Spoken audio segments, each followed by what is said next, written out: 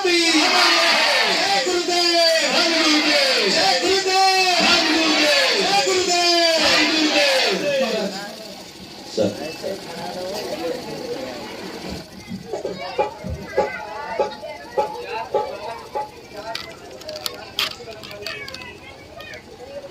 रसोईरा छाड़ के करे आन की आस, ये नर दोज कजाई के सतभागे रविदास। ऐसा चाहूँ राज मैं जहाँ मिले सबन पुण्य, छोट बड़ा सब संब से रविदास रहे प्रसन्न। कामपुरा का द्वारका का काशी हरिद्वार, रविदास खोजा दिल अपना तो मिलिया दिलदार। जो बोले सो निर्भय सतगुरु रविदास महाराज की जय। सर्वदास महाराज की जय। श्री संत रामानंद महाराज की जय। सर्व संत समाज की जय। सतगुरु रविदास की सतगुरु रविदास की सतगुरु रविदास की जय गुरुदेव, जय गुरुदेव, सतनाम सत्य। बहुत ही आज का समय खुशी का है।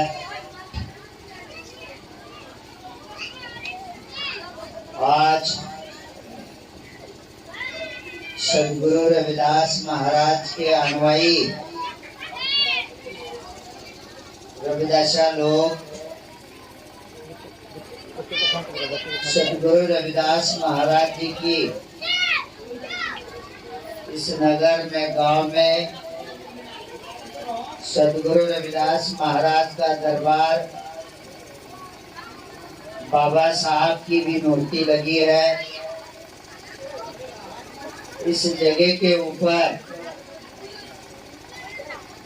मास्टर जी ने बहुत सालों से हमें प्रेम दे रहे हैं, बुला रहे हैं और हम यहाँ आ रहे हैं।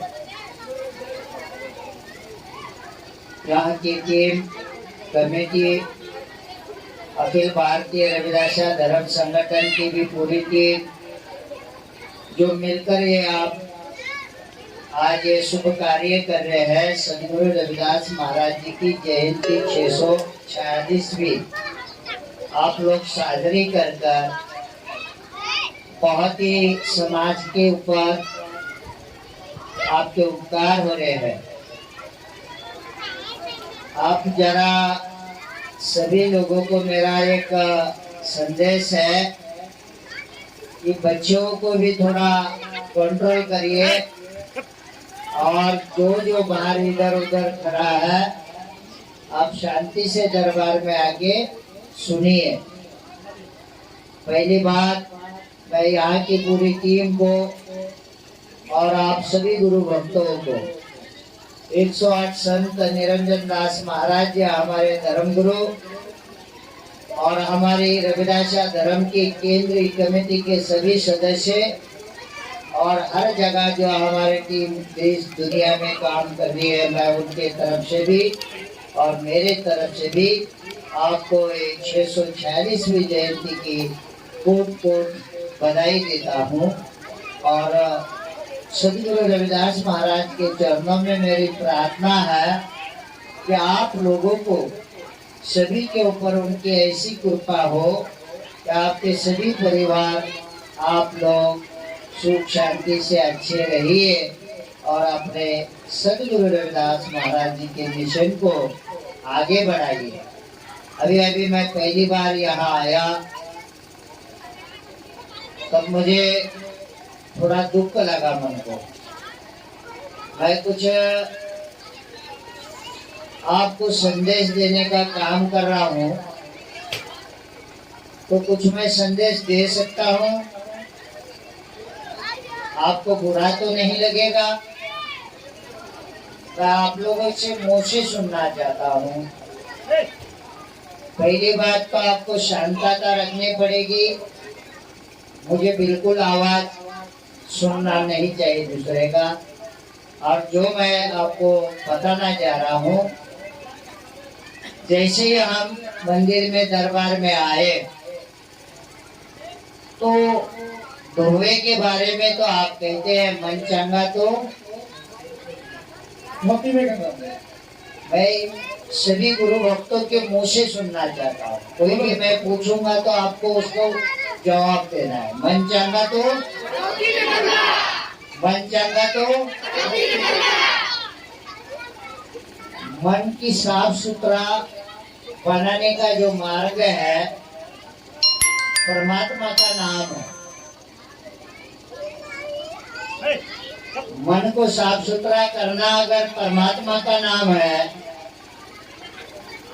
तो परमात्मा को पुकारना, अपने अंदर भाव निर्माण करना, वो कौन सी जगह है? तो वो प्रार्थना स्थल है। तो यहाँ जितने भी आप लोग बैठे हैं, अपने अपने मन को आप अंदर से पूछ लीजिए कि हम क्या क्या गलतियां कर रहे हैं। अगर मन पवित्र रखना है तो जो आपका मंदिर है, जो आपका शरीर है, शरीर यही आपके लिए पहला मंदिर है। क्योंकि परमात्मा आपके पिंड के अंदर रहता है। अगर उसके साथ आपका व्यवहार कैसा होना चाहिए? पूरी तरह हमारे स्वच्छ होने चाहिए। मैं आपसे पूछ रहा हूँ कि पूरी तरह हमारे स्वच्छ होने चाहिए। स्वच्छ होने चाहिए ना। क्या अभी अभी मैंने देखा कोई एक दो आदमी इधर नशा किए हुए है। अभी अभी मैंने देखा कि जूता डालकर सब लोग आप यहाँ बैठे हैं। तो आपको दूसरे से कहीं सत्संग में जाएंगे किसी महापुरुषों के, क्या आपको जूता पहन के जाने देंगे? ये सवाल आपसे पूछ रहा हूँ और जोर से बताना है मेरे को। जूता पहन के आपको दूसरे के सत्संग में जाने देंगे? फिर हमें भी कोई समझने की जरूरत है कि आपके जीवन को अच्छा बनाने वाला जो मार्ग है, जो ये प्रार्थना स्थल है, जहाँ जिस जगह के ऊपर हमने हमारे महापुरुषों को, उनके मूर्ति को स्थापना कर कर यहाँ अपनी मनोकामना रखते हैं, तो ये पवित्र दरबार भी रखना चाहिए। तो अगर हम लोग रविदासाई है ना, ये भी मैं आपसे मुंह से जोर से सुनना चाहता हूँ। कोई भी मैं अगर आपसे मुंह से सुनना चाहता हूँ तो जोर से मुझे रिपीट आपको जवाब देना है। आप रविदासाई है? पक्का?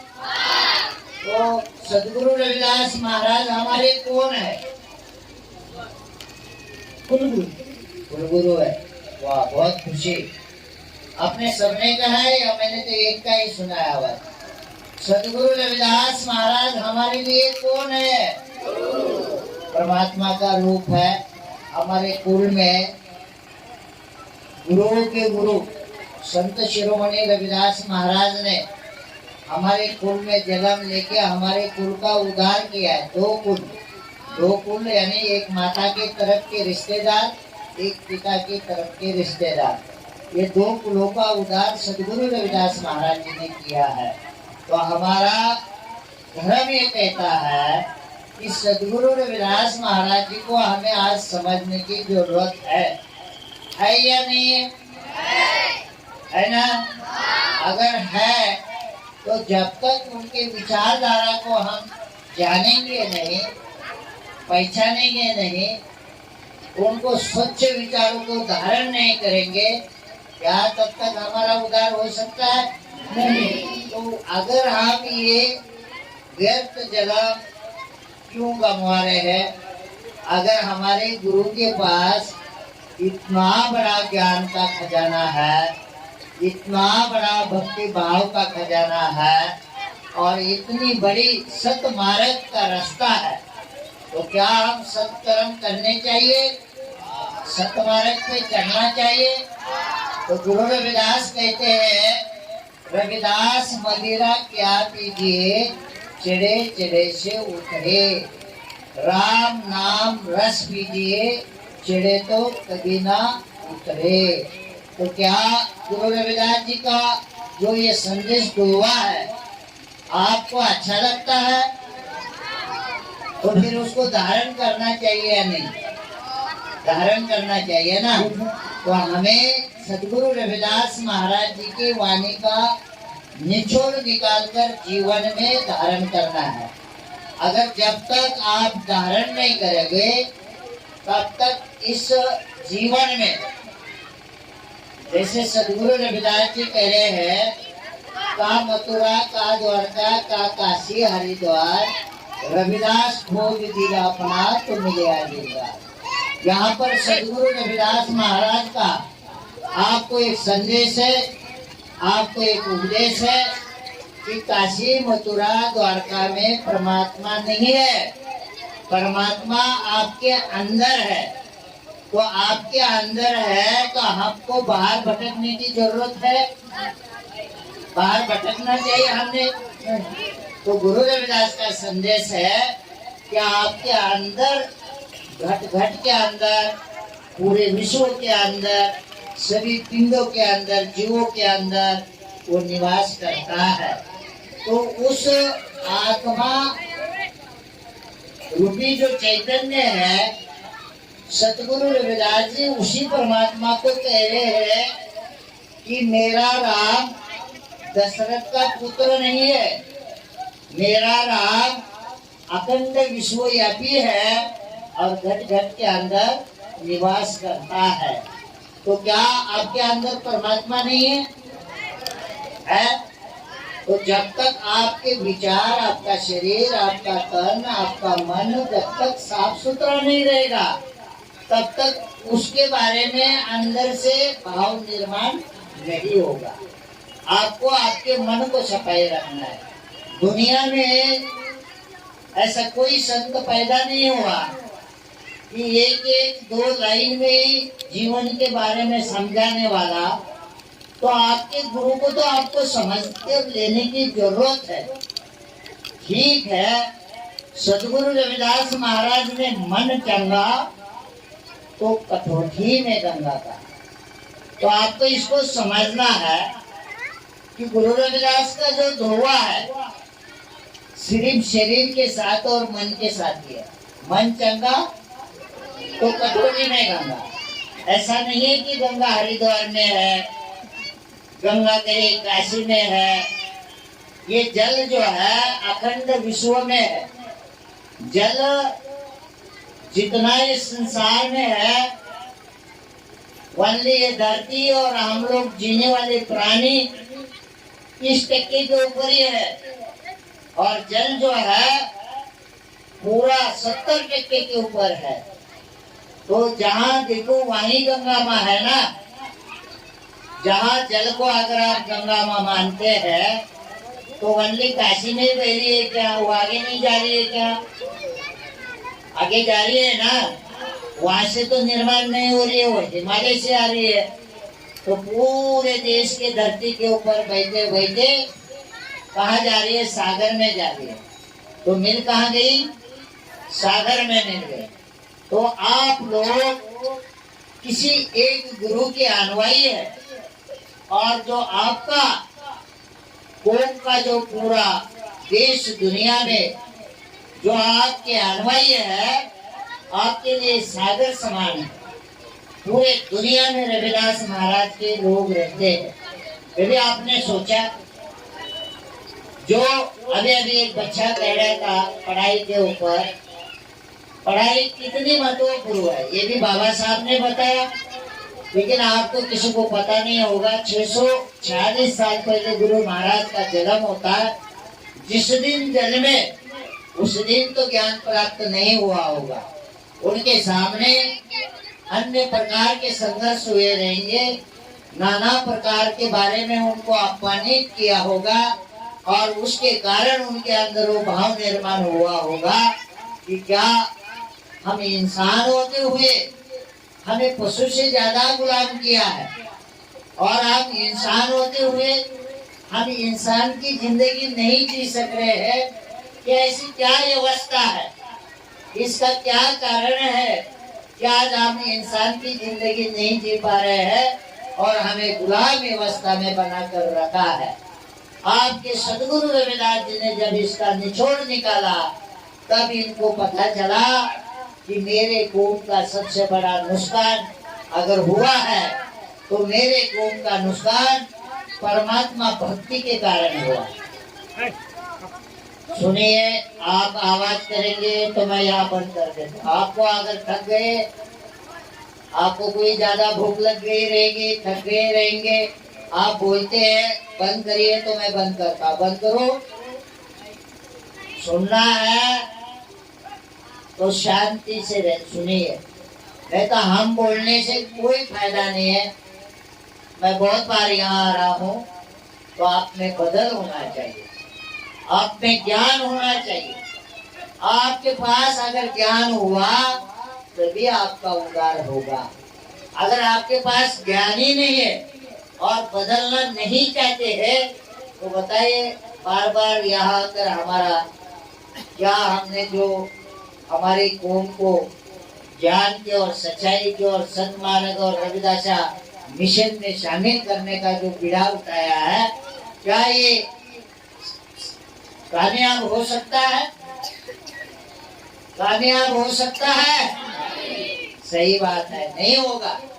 जब तक आप इस सदगुरु रविदास महाराज, हमारे सभी महापुरुष, बाबा साहब, काशीराम साहब, इन्होंने बताया हुआ, फुले शाहू अम्बेडकर, सभी ने बताया हुआ मार्ग को अगर नहीं समझोगे, उस ज्ञान को आप नहीं समझोगे, उस मार्ग के ऊपर आप नहीं चलोगे, तो तब तक आपका उद्धार नहीं होगा। क्योंकि इस देश में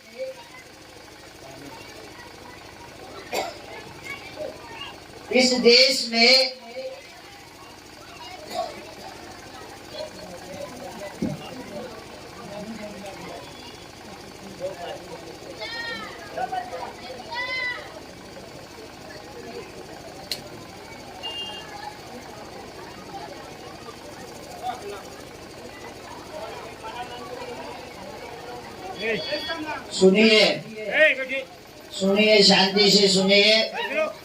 बेटा बैठ जाओ। इस देश हजारों साल से जो सिस्टम है, परंपरा है,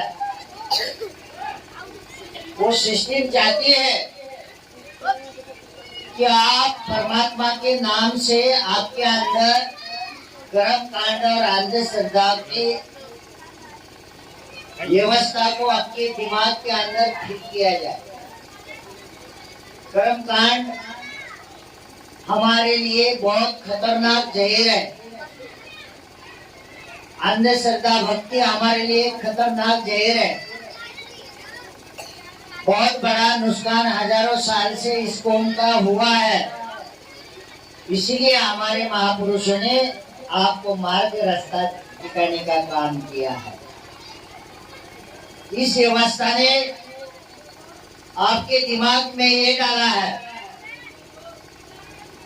कि ये सब कुछ परमात्मा देता है, ये सब कुछ परमात्मा करता है।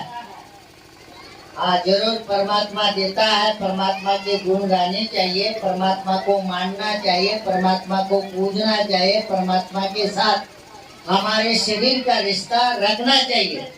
लेकिन ऐसा नहीं है कि परमात्मा ने हमें कहीं बलि देने को कहा है, परमात्मा ने कहीं हमें वेद होम जैसे अन्य प्रकार की पूजा करने को कहा है। परमात्मा वनली युगो युगो दे रहा है और आप उसका लाभ ले रहे हैं। ये आपको समझने की बहुत जरूरत है। परमात्मा ने आपको जीवन दिया है। परमात्मा ने जीवन जीने के लिए पैदा होने से लेकर अंतिम एंड तक उस मार्ग के ऊपर आपको जाकर आपके जीवन का भवसागर पार करने के लिए ज्ञान दिया है। अगर आप इस ज्ञान का अगर उपयोग नहीं करेंगे, अगर दुनिया ने बोला कि नहीं कि ऐसा ऐसा ये करने से ये मिलेगा, आप सिर्फ बिना जाने करेंगे तो आपकी नुकसान होगी। अगर जानकर करेंगे, जब आप ये जानेंगे कि मैं परमात्मा भक्ति में लीन हूँ, मैं परमात्मा भक्ति कर रहा हूँ और परमात्मा भक्ति में जो मुझे लाभ मिला है, ये जिस दिन आप जानेंगे फायदा हुआ है या नुकसान हुई है, तो उस दिन आपको पता चलेगा। ये तो सिस्टम है, परंपरा है, अन्य जाति व्यवस्था है, अन्य धर्म व्यवस्था है, अन्य जाति की बात कर रहे हैं, अन्य धर्म की बात कर रहे हैं। तो आपको समझना चाहिए कि आपके लिए आपके सदगुरु ने परमात्मा के बारे में समझाने का काम किया है। बताया कि मंदिर में राम नहीं है, बताया कि मस्जिद में अल्लाह नहीं है, बताया ये दो एक ही है और इनका कभी भी झगड़ा हुआ नहीं है। अगर राम और अल्लाह खोजना है तो आपके अंदर खोजना है। आप ऐसे कर्म करो कि आपका उद्धार हो जाए। तो आपको कर्म ऐसे करना है कि देखिए, परमात्मा के बारे में गुरु रविदास जी की कभी आपके घर में